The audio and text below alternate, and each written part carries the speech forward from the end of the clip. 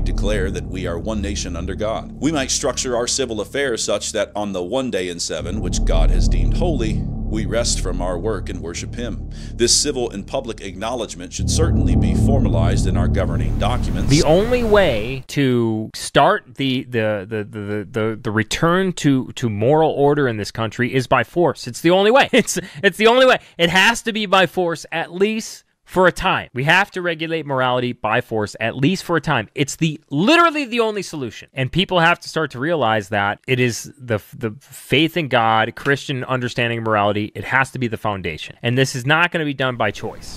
Dear friends, as a long-term sponsor of the European Sunday Alliance, I'm proud to support the goal of ensuring the work-free Sunday. A synchronized week time of rest is very important in our fast-paced world. I encourage all stakeholders to jointly continue our efforts to turn the idea of a synchronized day of rest into reality.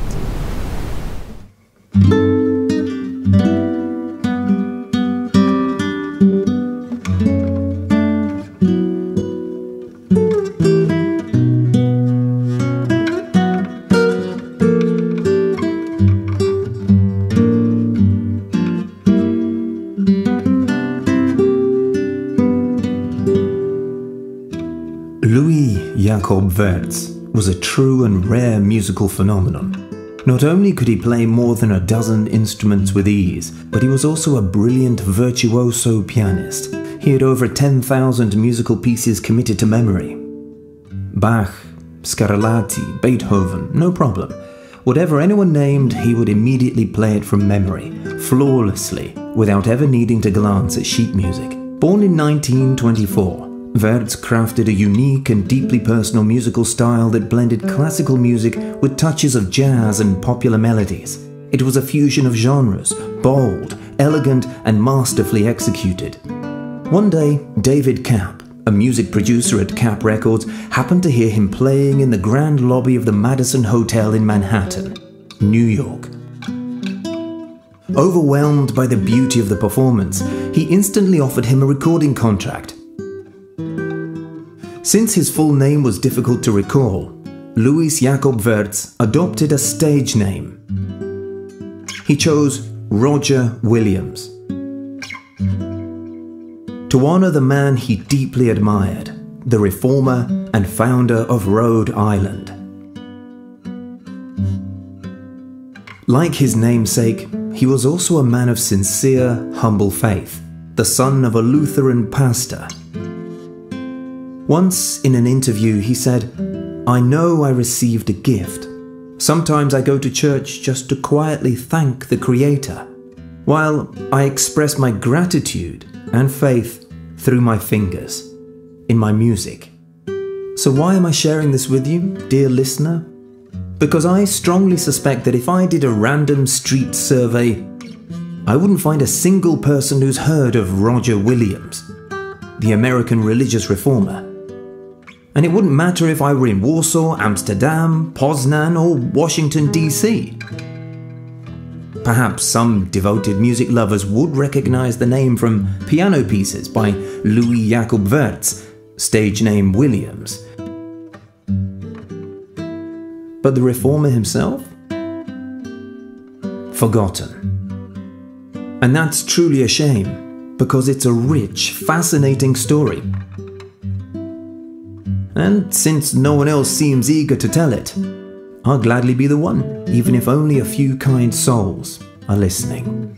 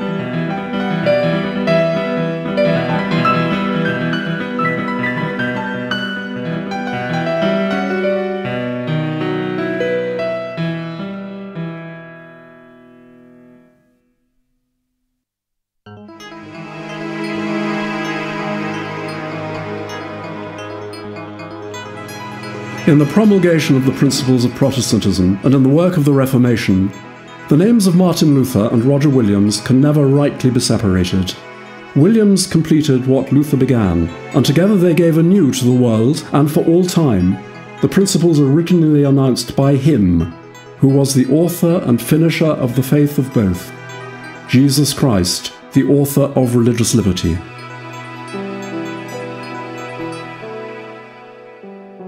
Danuta Waniek, in her book The Altar Without a Throne, recalls a speech by John Paul II addressed to the authorities of the People's Republic of Poland. The Pope openly challenged the principle of the separation of church and state. The Church, he argued, cannot be confined solely to the sphere of religious worship. On the contrary, it has both the right and the duty to be involved in all areas of social life. This, he asserted, stems from its very nature. The founding fathers of the United States of America, George Washington, Thomas Jefferson, Benjamin Franklin, Alexander Hamilton, James Madison, John Adams, and others, wrote into the Constitution the principle of the separation of church and state. The First Amendment reads as follows: Congress shall make no law respecting an establishment of religion or prohibiting the free exercise thereof. These men knew exactly where the union of church and state leads. They were well aware of Europe's bloody history and wanted no such tyranny in America. The pioneers longed for a church without a pope and a state without a king on a papal leash. Everyone has heard of the founding fathers of the United States, but the true author behind this entire concept has been completely overlooked and forgotten. Thomas Jefferson emphasized that the idea behind the First Amendment to the US Constitution was inspired by the works of Roger Williams.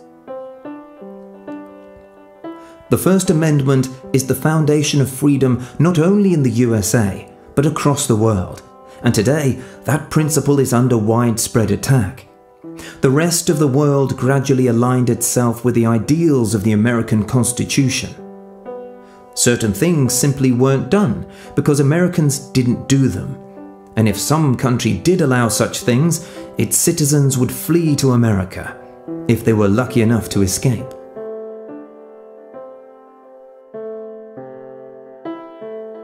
America and its ideals were a sanctuary of liberty, freedom of conscience, freedom of speech, freedom of the press. But there came a time when Americans began locking people up without trial in Guantanamo. Worse still, they openly and shamelessly used torture to extract confessions. And the world began to change. Americans showed that the ideals of their Constitution were nothing more than dots and dashes on the page of a national document. They meant absolutely nothing. Others began to follow their example. We all remember, I think, the wholesale late-night passage of bizarre laws in the Polish parliament. So politicians around the world stopped caring about their own constitutions, an unnecessary burden. This is the papal way of managing human material. This is tyranny, a totalitarian religious social feudalism of Roman Catholicism, the place we are quickly heading towards. And just as politicians stopped caring about their constitutions, so too will they stop caring about freedom of conscience. It is inevitable. We've already seen what happened in the years 2020 to 2022. That was a warning bell. Sadly, one that was almost universally ignored. I think it's worth reminding ourselves what Roger Williams wrote about this.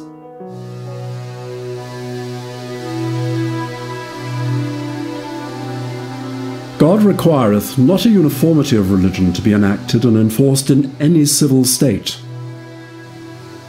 which enforced uniformities sooner or later is the greatest occasion of civil war. Ravishing of conscience, persecution of Christ Jesus in his servants, and the hypocrisy and destruction of millions of souls.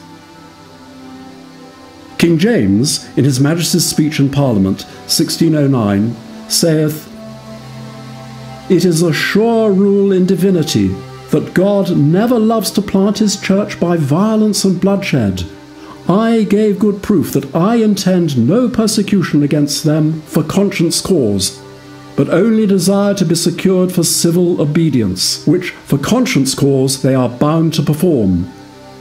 Secondly, the saying of Stephen, King of Poland, "I am a king of men, not of conscience, a commander of bodies, not souls." So that once more we do profess before God and the whole world that from this time forward we are firmly resolved not to persecute or molest or suffer to be persecuted or molested any person whosoever for matter of religion. It was a beautiful declaration by King James, the protector of Protestantism. But history unfolded differently. Roger Williams was born in London around 1603. He came from a very poor family, but he was lucky. A well-known lawyer and politician, Sir Edward Coke, noticed the young man's great talents early on. He took him under his wing and provided him with an excellent education at the University of Cambridge.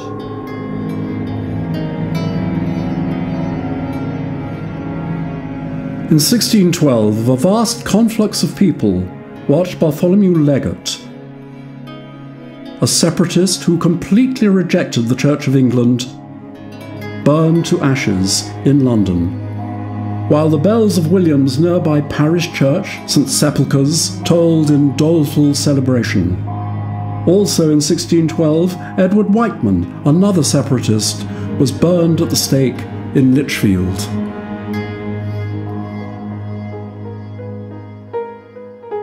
Young Williams grew up in this heavy atmosphere. From an early age, he encountered people persecuted for their beliefs.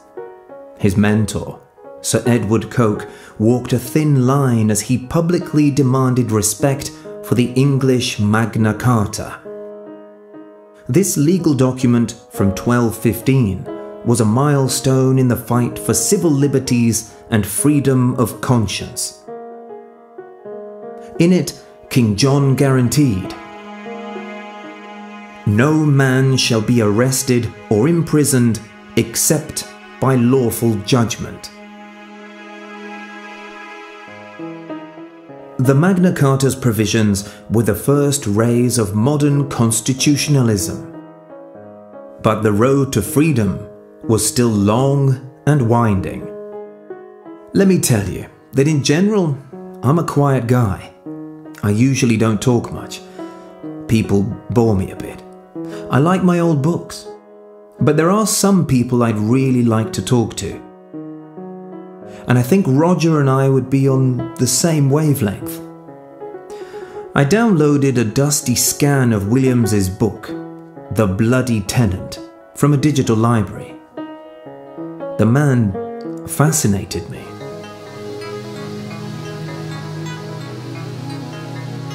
Luther, in his book about the civil magistrate, saith, "The laws of the civil magistrate's government extend no further than over the body or goods, and to that which is external. For over the soul God will not suffer any man to rule. Only he himself will rule there. Wherefore, whosoever doth undertake to give laws unto the souls and consciences of men, he usurpeth that government himself, which appertaineth unto God." How did Roger Williams come to understand true unity? He didn't understand it in the sense of modern ecumenism, where no articles of faith exist.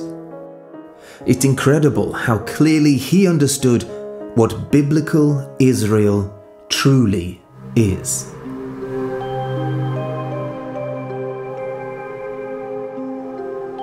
The people of Israel were all the seed or offspring of one man, Abraham, and so downward the seed of Isaac and Jacob, hence called the Israel of God, that is, wrestlers and prevailers with God, distinguished into 12 tribes, all sprung out of Israel's loins.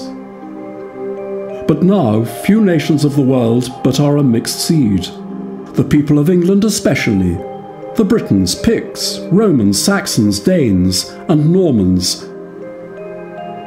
By a wonderful providence of God, being become one English people, only the spiritual Israel and seed of God, the newborn, but one. Christ is the seed, and they only that are Christ's are only Abraham's seed and heirs according to the promise.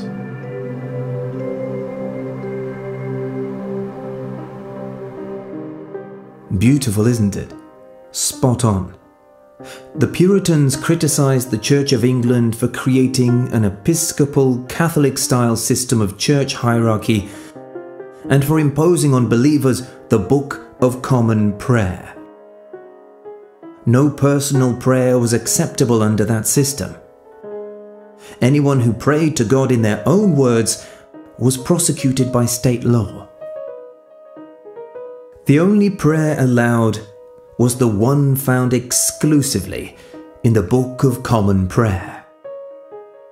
It was the official, universal prayer book, just like in Catholicism. The Puritans, people shaped by Calvinist theology, wanted to reform the pagan sentiments of the Church of England. And what do you think? Were they popular? Not at all. They were mockingly called Puritans. People laughed, saying they wanted to be purer than pure. Queen Elizabeth at times tolerated the Puritans, and at other times persecuted them.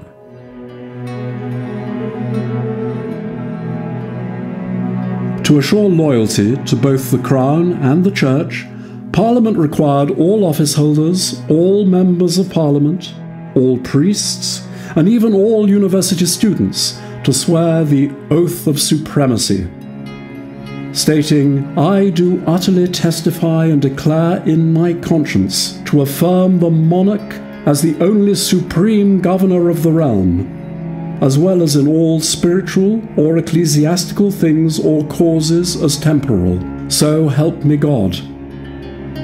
With the Act of Uniformity, Parliament also required all subjects to attend weekly worship at their parish church. Recusancy, failure to attend worship, or even refusal to participate in the full liturgy became a crime and a subversive act.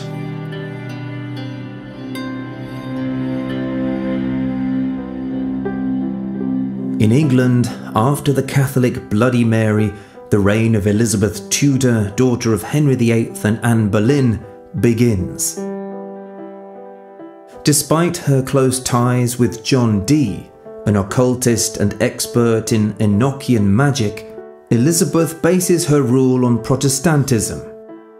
By the way, the famous agent 007 actually has his roots with John Dee. He used to sign his letters with the triple digits 007. Ian Fleming, a member of the esoteric Ordo Templi Orientis, knew this very well and named his agent accordingly. Anyway, John Dee, alongside Agrippa, Paracelsus, Roger Bacon, Ficino, Nostradamus, and Nicholas Flamel, among other mystics, is one of the most famous occultists in history. During Elizabeth's reign, Parliament passed the Second Act of Supremacy. The first had been under Henry VIII. This act established the monarch as the supreme governor of the Church of England, a kind of king pope. The crown rose above the conscience of the people. Papal tyranny was replaced by Protestant tyranny. The Book of Common Prayer became the official prayer book of the national church. As I mentioned before, anyone who prayed in their own words faced trouble, such a person became a criminal. The Book of Common Prayer was a violation of conscience. The Anglicans went even further. A person who was not an ordained clergyman of the national church was not allowed to preach the gospel. If he insisted and did so anyway, he was subject to severe secular punishment. Queen Elizabeth loved splendour and grand ceremonies. In this, she was closer to Roman Catholicism than to biblical modesty. She could not stand the thought that anyone might limit her when it came to the rich garments of the clergy and outward displays of magnificence. She hated the Scottish reformer John Knox, as well as the Puritans.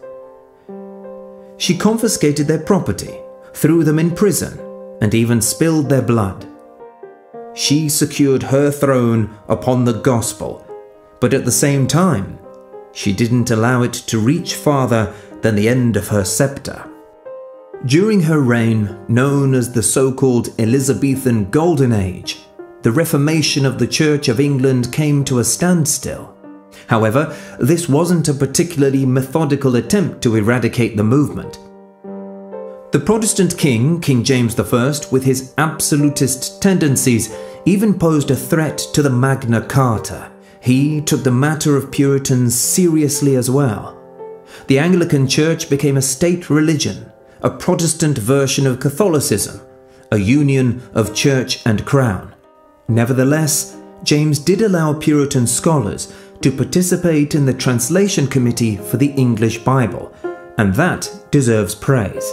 He took his absolutist ambitions to absurd levels. Those who presented a document to the king had to approach him on their knees and weren't even allowed to look at him. Now that's ego. James believed in the doctrine of the divine right of kings, that some are born to rule and others to be ruled, to be subjects. This aligned with his Calvinist sentiments. In the Old Testament, we have a glimpse of what this doctrine of divine right looks like in practice. The divine right to govern.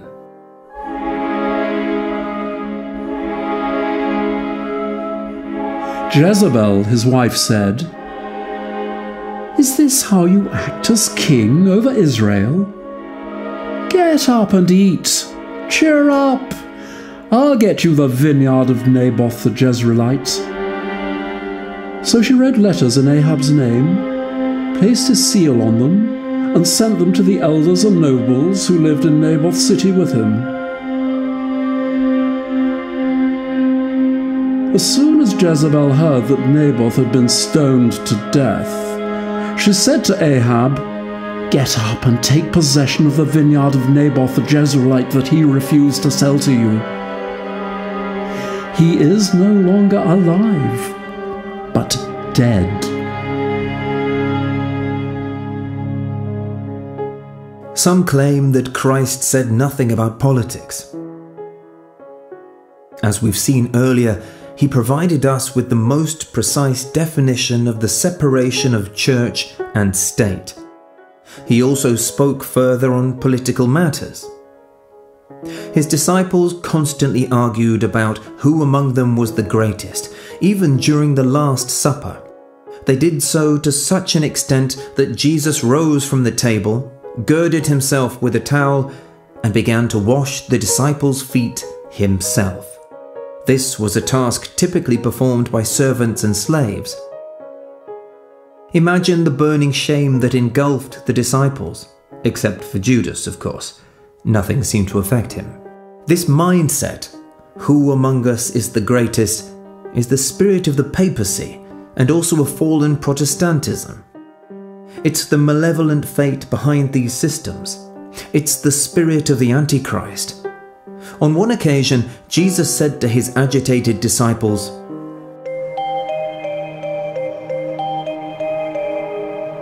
"Ye know that they which are accounted to rule over the Gentiles exercise lordship over them, and their great ones exercise authority upon them. But so shall it not be among you. but whosoever will be great among you shall be your minister. In the kingdoms of the world, position meant self-aggrandizement. The people were supposed to exist for the benefit of the ruling classes. Influence, wealth, education were so many means of gaining control of the masses for the use of the leaders.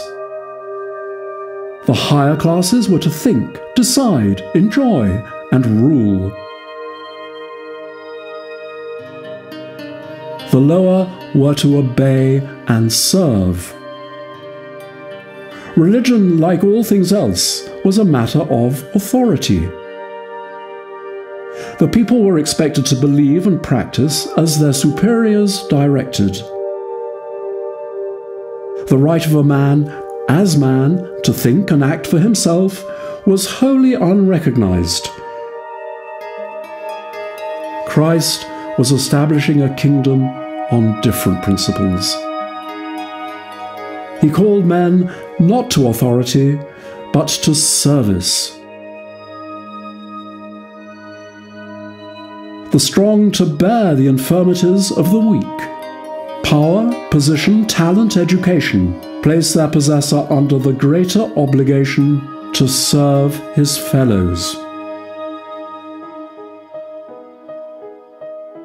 Roger Williams often repeated a thought previously expressed by his guardian and mentor, Sir Edward Coke. Cogitationis poenam nemo emeret. No man can be punished for his thoughts. Contrary to popular belief, the right to freedom of speech and conscience is not the achievement of the Enlightenment philosophers, atheists, or the French Revolution. Atheism, in fact, excels at attributing to itself thoughts and ideas it did not originate, an arrogant copy and paste.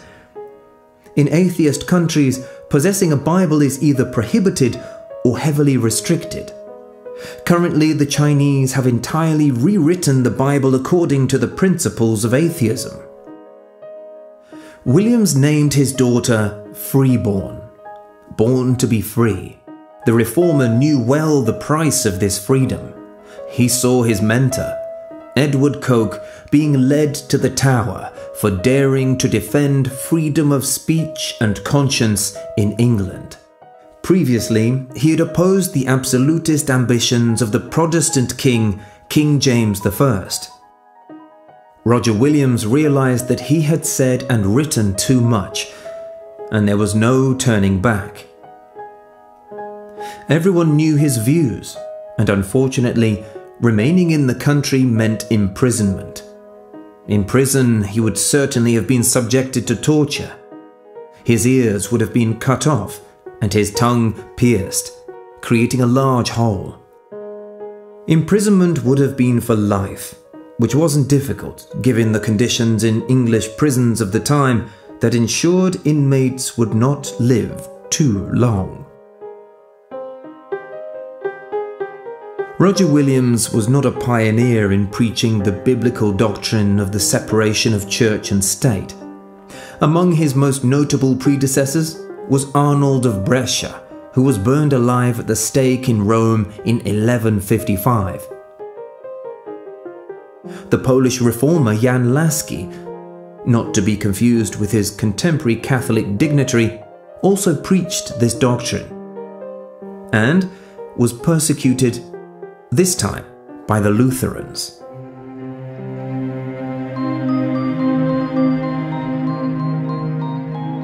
The intellectual tradition derived from Augustine, who had justified death for unyielding heretics, and Aquinas, who had argued that the sin of heresy was so great that heretics deserve not only to be separated from the church by excommunication, but also to be shut off from the world by death.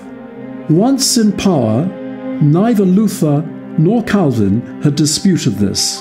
As a result, by the time Williams wrote, hundreds of thousands of Christians had been slaughtered by other Christians because of the way they worshipped Christ. The first significant formal agreement came in 1555, the Peace of Augsburg, allowed the local ruler in each principality of the Holy Roman Empire to determine whether his subjects were Lutheran or Catholic. But even the agreement applied only to Catholics and Lutherans and excluded Calvinists.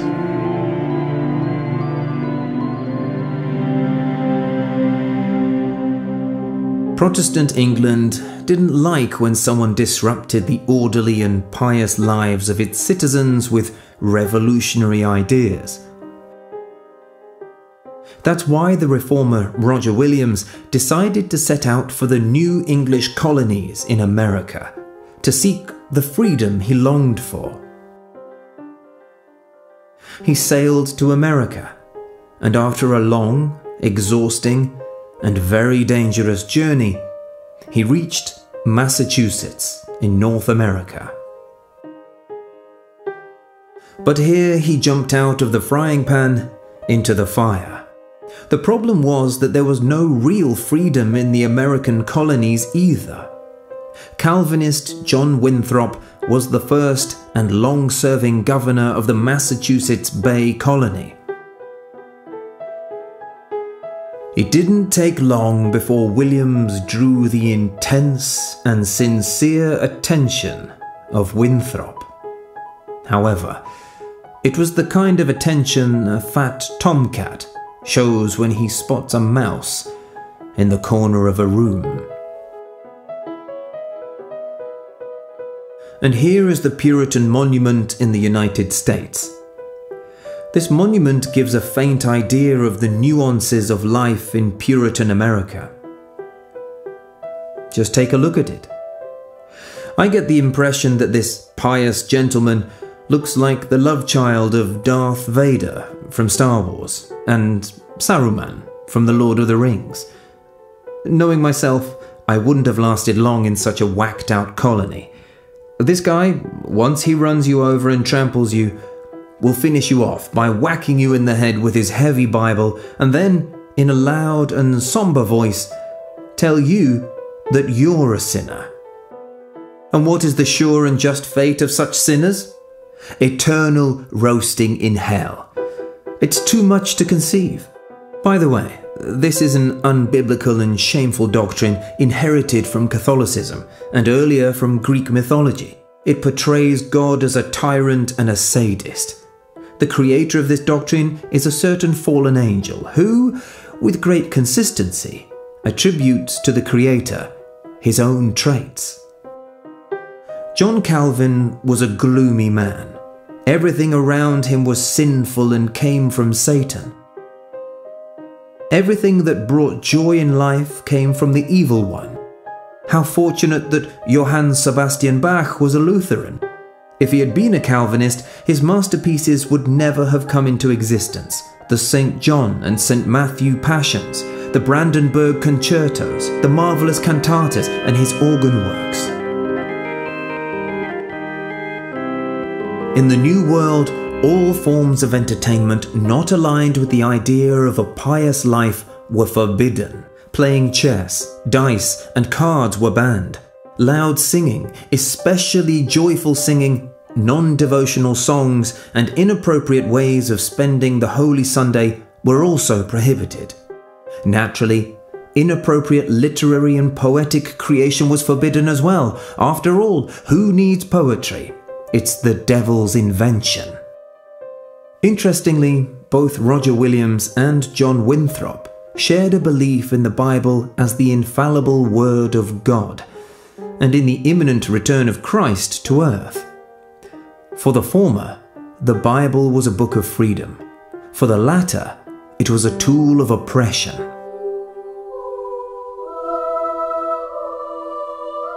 Williams desired to bring himself as close to God as possible, and so he sought return to a form of worship most like early Christianity.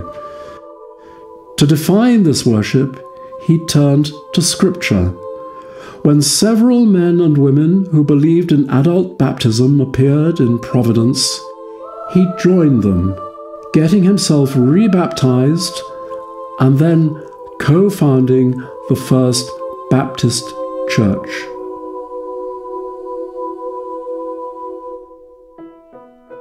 Governor John Winthrop built his city on a hill, in accordance with the theories of Augustine and John Calvin. For Williams, this was unacceptable. In this splendid city on a hill, this new Jerusalem of Winthrop, his admirers, his supporters, and his fanatical successors, improper books and publications were fervently burnt. Williams's books went up in smoke too, but this wasn't just about burning objects. No, that would be too simple. They were burning the inappropriate thoughts of the authors. George Orwell, in his book 1984, coined a perfect term for it. Thought crime. Disgusting, subversive, provocative, shameful, and threatening to the imagination of innocent, pious little sheep.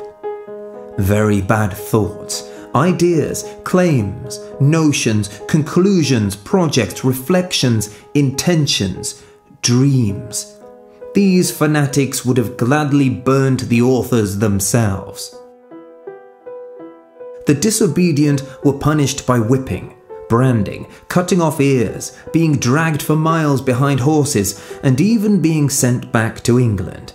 And in the Crown, the so-called High Commission served them more torture and death.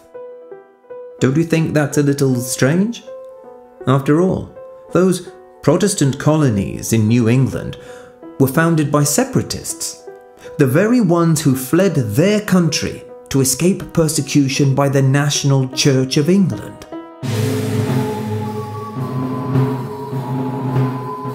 Puritans in Massachusetts, Connecticut, and New Haven laws all stated, if any person committed adultery with a married or espoused wife, the adulterer and adulteress shall surely be put to death. Liberty, in the view of Winthrop and his fellow magistrates, in the view of Massachusetts clergy, and in the view of most Massachusetts freemen, was the liberty to live a life which the magistrates defined as good and godly.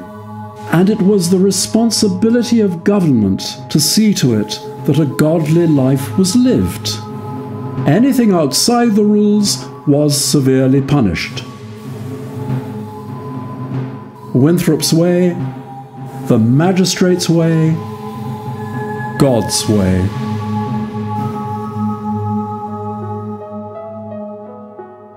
John Winthrop, in his famous speech in the Massachusetts colony in 1630, summarized his goals. Our colony will be like a city upon a hill. The eyes of all people are upon us. A city upon a hill is a theocracy, the rule of God carried out by his representatives here on earth. This is essentially based on Augustine's idea of the city of God, the building of God's kingdom on earth. The methods were, by principle, meant to be righteous, and at the same time, hellishly draconian. According to Winthrop's words, this wonderful city upon a hill would be so pure and elevated that all the people of the world would envy us, and then they would follow our example. But, unfortunately, anyone who is not pure, elevated, and pious enough will have no right to live in this world. Dead flies cause the ointment of apothecary to send forth a stinking savour. The American President Ronald Reagan quoted Winthrop in his speeches, precisely this fragment. Reagan was the first president of Protestant America who established cooperation with the papacy. Officially, this alliance was formed to overthrow communism. But it is precisely from the Reagan-John Paul II axis that the significance of Catholicism and the takeover of institutions of power in the US by people of Catholic faith began to rise. The Supreme Court, not a single Protestant.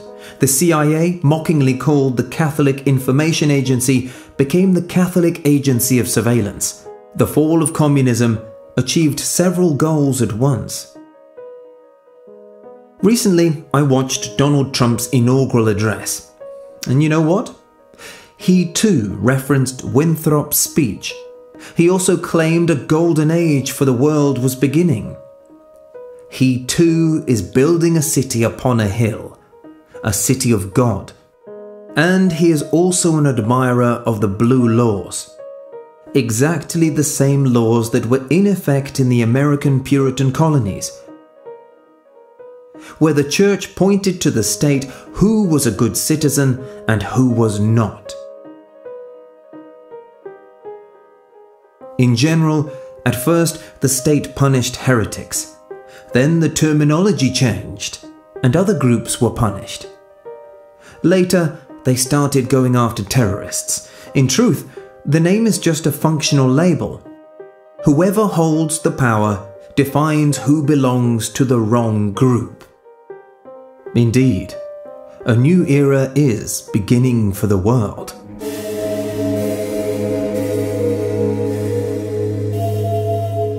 Puritans, despite their conflicts with the English hierarchy, considered themselves fully congregants of the Church of England. Now, on this wild Atlantic shore, amid the tall green seagrass waving in the dunes, with all of a whole new boundless world to share, Englishmen, Protestants, offered death to other Englishmen, also Protestants.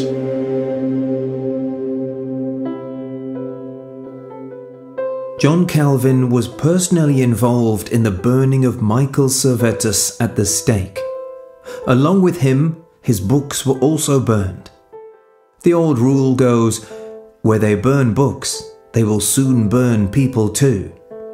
Calvin even wrote a defense of killing heretics. The French Inquisition had hunted Servetus much earlier, but in the end, it was the Protestant Council of Geneva and Calvin who got him.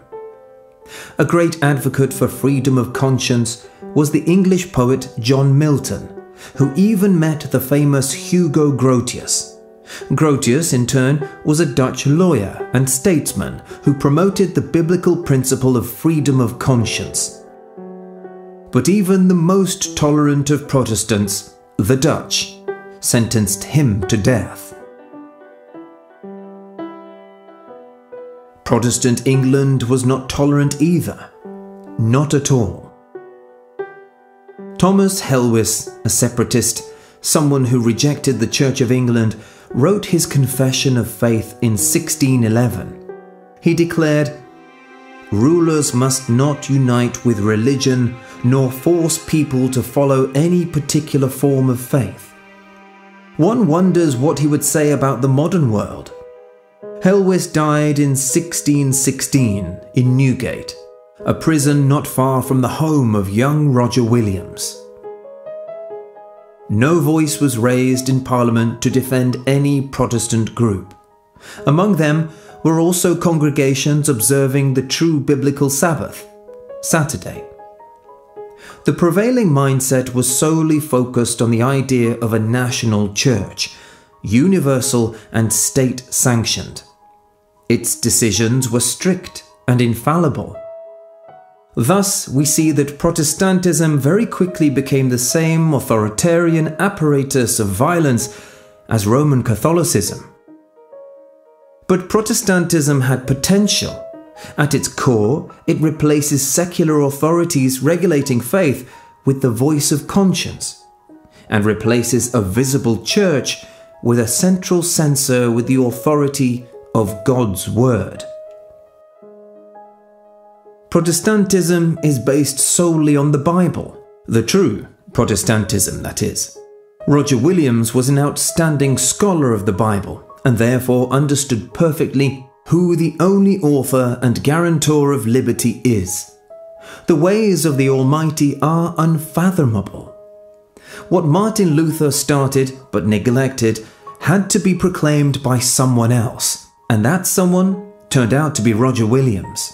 John Winthrop and the other Puritan officials came to hate him very quickly. Their hatred was hellish and their determination unrelenting. They were irritated even by the shadow of Williams passing by. But Roger had had enough. He felt he had hit a wall. There is a time to be silent and a time to speak, and Williams was just getting started.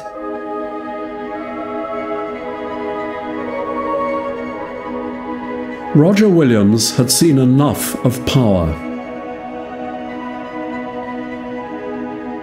He clearly had no desire to direct other men's lives.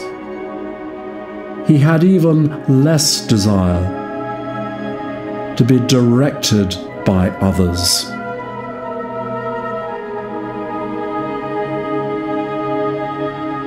Even if Massachusetts was not a theocracy, it was certainly theocentric. The entire week was filled with church ceremonies. On Sundays, there were 2 services, each lasting well over 3 hours. Attendance was mandatory. Throughout the entire time, every believer was expected to stay focused.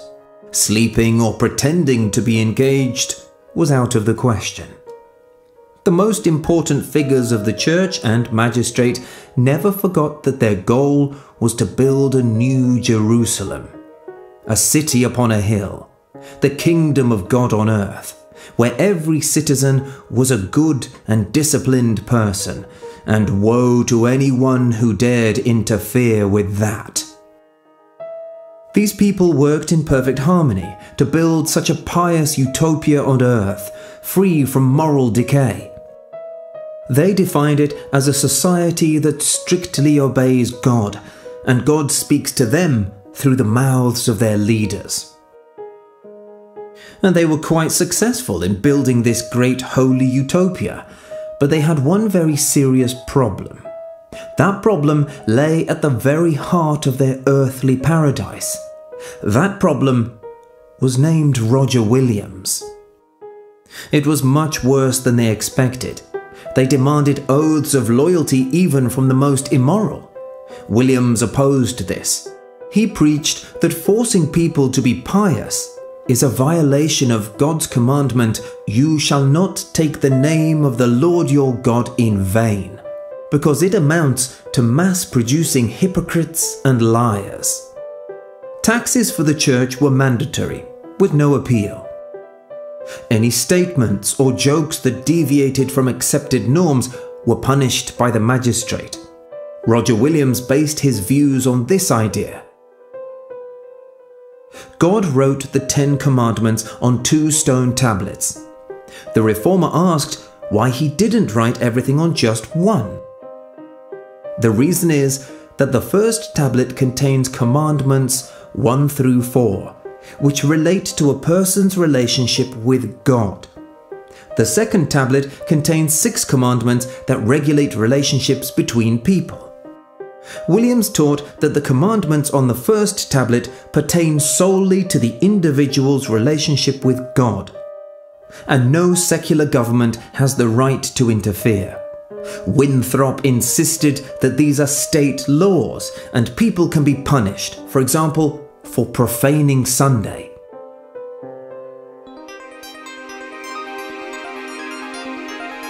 The preachers were not to hold office in itself, but they were to be the rulers of all who did. For, as no man could be a citizen unless he was a member of the church, and as none could become members of the churches or even propounded to the congregation, except they be first allowed by the elders, this was to make the preachers supreme. This is exactly the position they occupied. They were consulted in everything, and everything must be subject to their dictation. I've also encountered this exact mentality among pastors in a certain modern Protestant church. It's nothing new. They believe they stand above the flock. And the duty of the sheep is to humbly bring them a tithe based on gross income. This is a classic process where a caste of scribes and bishops is formed. Preachers who were supposed to spread the gospel become parish priests living in the rectory. In such a system, a central treasury is created and the faithful send money there. It's not the congregation that pays the preacher.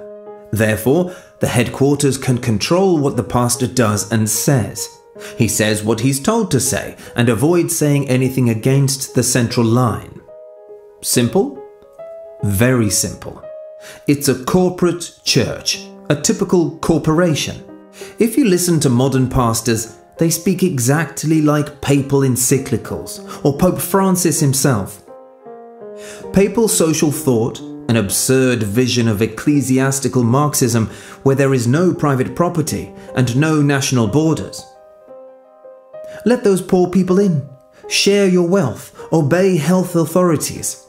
The climate will kill us. We need great change. Don't criticize anyone. Love each other. Unite. They constantly drone on about love like the Beatles. I stop listening. If I want to hear a mosquito buzzing, I'll go to some swamp. Of course, there are exceptions.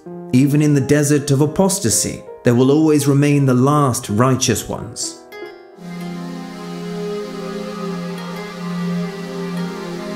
Hear the word of the Lord, ye that tremble at his word. Your brethren that hated you, that cast you out for my name's sake, said, Let the Lord be glorified. But he shall appear to your joy, and they shall be ashamed. Roger Williams treated the Indians with great respect, and they returned his feelings. The Puritans had no success evangelizing the Indians. Native Americans saw what was happening in English colonies. They saw how the Puritans treated each other and others, and they had no desire to be a part of it. Additionally, Christianity never became popular among Native Americans because it was the religion of the invaders, and the invaders weren't cool. However, Roger Williams created a clear model to follow. He learned their languages and was often the only white person the local tribal leaders were willing to speak with. They trusted him. The reformer preached that nature does not distinguish between Europeans and Indians. He cited Acts 17, where Paul, speaking in Athens at the Areopagus, said that God made all nations of humanity from one blood. What a beautiful alternative to that old racist theory of Charles Darwin.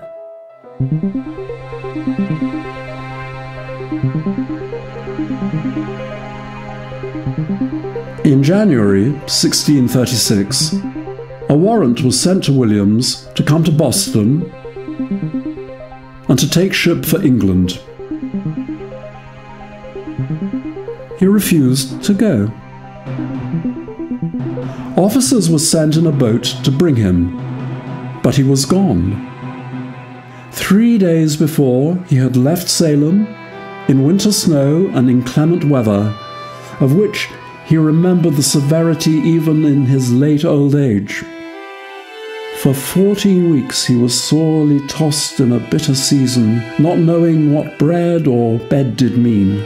Often in the stormy night he had neither fire nor food nor company. Often he wandered without a guide, and he had no house but a hollow tree. But he was not without friends. The respect for the rights of others, which had led him to defend the freedom of conscience, had made him the champion of the Indians. He had learned their language during his residence at Plymouth. He had often been the guest of the neighbouring Sachems. And now, when he came in winter to the cabin of the chief of Poconayet, he was welcomed by Massasoit, and the barbarous heart of Canonicus, the chief of the Narragansetts, loved him as his son to the last gasp. The ravens, he relates, fed me in the wilderness. Roger Williams learned Native American dialects while living in Plymouth, and now the time had finally come for him to achieve what he had fought for all his life. That unfortunate winter escape from the authorities of the Puritan colonies became the catalyst for great change. Roger Williams was enchanted by the lands known today as Rhode Island. However, these vast lands belonged to Native American tribes. Negotiations began. He loved the Indians, and they loved him. Roger Williams bought the land in Rhode Island from the Native Americans for the official market price. This man was impeccably honest. But that greatly scandalized the American Protestants. Giving money to savages, as they called them, did not align with their value system. Why buy something when you can simply take it by force? And now Roger Williams's great dream has come true. In the colony of Rhode Island, everyone could believe in whatever they wanted. There was a place for atheists and persecuted Quakers alike. Moreover, many Puritans from nearby colonies moved to Rhode Island, tired of the constant interference in their lives by Puritan guardians of morality and pious customs. Roger Williams created the only oasis of freedom in the entire world. Even the Dutch in New Amsterdam, present-day New York, 300 kilometers away, looked at his experiment with growing disapproval. Let's remember, these were the same Dutch who had suffered terrible persecution from Catholic rulers in Spain.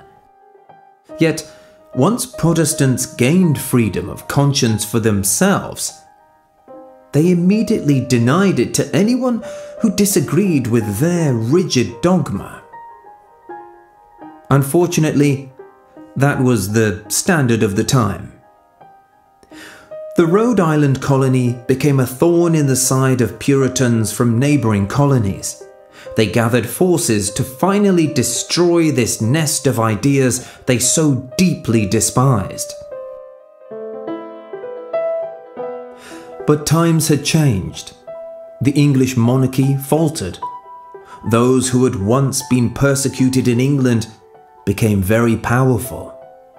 The existence of the Rhode Island colony was now possible because the balance of power had shifted.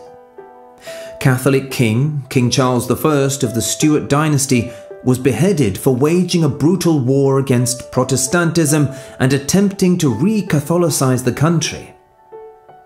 The apparatus of repression, the High Commission, was disbanded. Suddenly Williams had very influential friends. One of them was none other than the Lord Protector, Oliver Cromwell, who always liked and respected Williams. The Rhode Island colony received an official document confirming its legal status, along with Cromwell's blessing. American Puritans were furious, but they had to grit their teeth. No one dared to challenge Cromwell. Once, upon hearing of the persecution of the Waldensians in Piedmont, he said that if the Papists didn't stop killing them, they would hear his cannons at the Vatican. France's chief minister, Cardinal Mazarin, was said to turn pale at the mere mention of Cromwell's name. Cromwell was feared throughout Catholic Europe. It is widely believed that his Protestant cavalry, the Ironsides, was unbeatable. Since the Battle of Marston Moor, he hadn't lost a single battle. Unfortunately, he didn't live long. Rumours circulated that he had been poisoned. After his death, as part of the effort to restore Roman Catholicism, the Protestant England of 1661 saw the return of the Stuart king, Charles II, who ordered Cromwell's corpse to be dug up, his head cut off, and mounted on a spike. For many years it was displayed in public.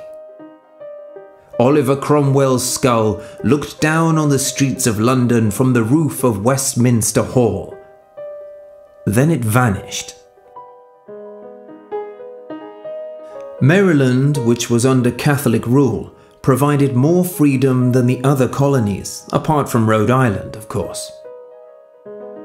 However, even there, just as in William Penn's Pennsylvania, tolerance applied only to people who professed Christian faith. Roger Williams's Rhode Island was a special place, and it was from there that the wind of true freedom reached the founders of the United States, was written down on paper, and became law. And here we have John Wesley, another long-haired reformer. Have you ever seen a long-haired pope?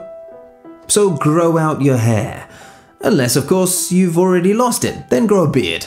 Unless you want to be boring, in which case just keep your hair short. Okay, that was just a dry joke. I'd better take a sip of water. In the second half of the 18th century, persecution of those who went against the grain could be brutally real. In Georgia, the repressive system of church-state union functioned at least until 1737, and it manifested in the persecution faced by John Wesley and the Methodist Church. The persecutors were Protestants. An angry mob, armed with clubs, cleavers, and other potentially deadly tools, chased Wesley and his companions. As Jake Hansen wrote in his book Crossing the Divide, Wesley was often stoned, smeared with manure, pulled by the hair and driven into houses that the attackers intended to burn or destroy. Methodist worship services were disrupted by setting their chapels on fire or driving herds of cows or pigs into them, and this was already the mid-18th century. So despite the passage of time, this spirit of hostility toward any new doctrine had not disappeared from the world. I'm afraid that it will only take a spark for the old fire of persecution to ignite once again. Blue laws in place, and so many things were shut down, and how frustrating that was for a child. And yet now I look back on that and I think, what a gift those laws were. Thus, in addition to ensuring justice in our civil relations, civil authority can regulate the Sabbath day, for example, to remove those daily cares and concerns that distract us from Sunday worship. You have such power, but you weren't allowed to use that power, and you're now allowed to use it. I get in there, you're going to be using that power at a level that you've never used it before. It's going to bring back the churchgoer. I mean, you have to see. I don't like the charts when I see charts where they're going in the wrong direction. We don't like that.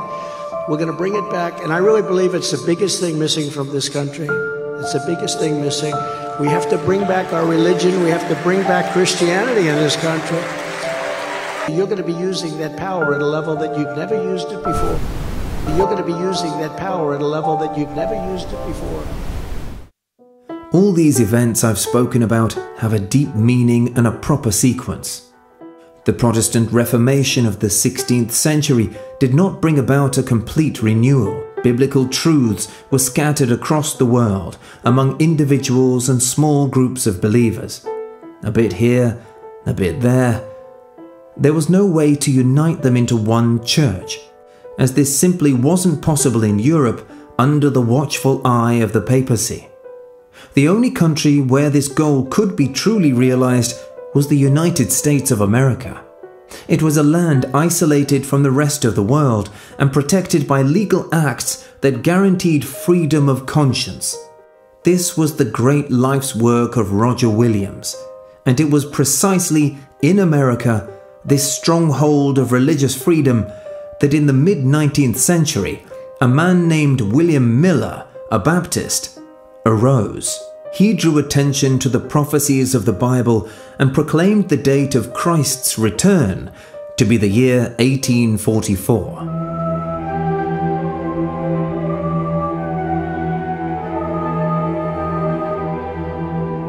Then I heard one saint speaking, and another saint said unto that certain saint which spake, How long shall be the vision concerning the daily sacrifice and the transgression of desolation, to give both the sanctuary and the host to be trodden under foot? And he said unto me, Unto 2,300 days. Then shall the sanctuary be cleansed. Miller discovered the starting date of the prophecy, the year 457 BC, which corresponds to the decree of Artaxerxes to rebuild Jerusalem. Let me remind you that the original decree of Cyrus concerned only the rebuilding of the temple in Jerusalem. Therefore, the decree of Artaxerxes from 457 BC is the direct fulfillment of the prophecy from Daniel chapter 9. As it later turned out, Miller mistakenly assumed that the sanctuary mentioned in the prophecy referred to the earth. As a result of the great disappointment, since Jesus did not return to the earth at the appointed time, attention was turned to a forgotten truth, the existence of the true sanctuary in heaven, and the beginning of the judgment hour. From the great body of Millerites, only a small group remained, those who began to preach other forgotten biblical truths. For example, the truth about the true day of God, the biblical Sabbath, Saturday. This group consisted of former Methodists, Baptists, and Presbyterians. They were not tolerated in their own churches, so they began to meet among themselves. And so the Seventh-day Adventist Church was born, a church that holds the entire biblical truth, at least on paper. Whether it preaches the message it was called to deliver is another matter entirely. In this church, you will find the doctrines once taught by Martin Luther, Andreas Helvig, Karlstadt, the Anabaptists, Balthasar Hubmaier, John Hus, Roger Williams, John Wesley, and others. It is the culmination of the work of the Reformation. The Bible presents a clear principle. Where God's law is trampled, the gifts of the Holy Spirit do not appear, including the gift of prophecy. The reason is simple. If people reject the very truth that underlies God's government, He cannot entrust them with His gifts. Where there is no vision, the people perish. But he that keepeth the law, happy is he.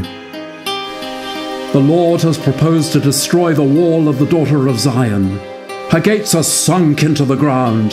He hath destroyed and broken her bars. Her king and her princes are among the Gentiles. The law is no more. Her prophets also find no vision from the Lord.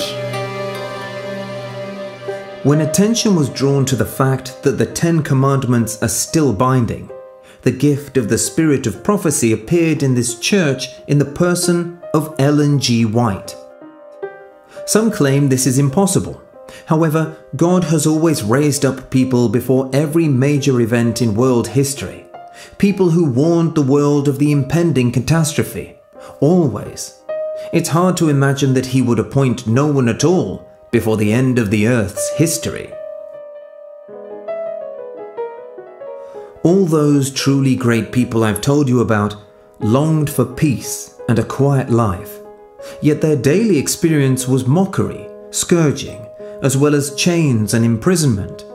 They were stoned, sawn in two, burned at the stake, becoming a spectacle for kings, clergy, and the common crowd. They were tested, killed by the sword. They wandered about in sheepskins and goatskins, suffering need, oppression, and hardship, people of whom the world was not worthy. They roamed deserts and mountains, lived in caves and holes in the ground. But the history of this world, a place of suffering, persecution, oppression, tears, and despair, is drawing to a close, approaching its dramatic finale. And finally, the time will come when they will receive their inheritance, their eternal home.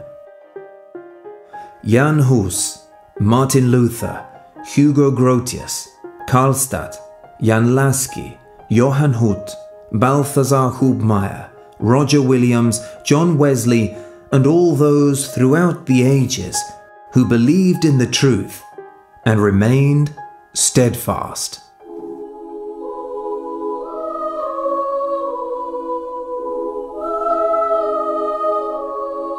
I saw in the night visions, and behold, one like the Son of Man came with the clouds of heaven, and came to the Ancient of Days, and they brought him near before him.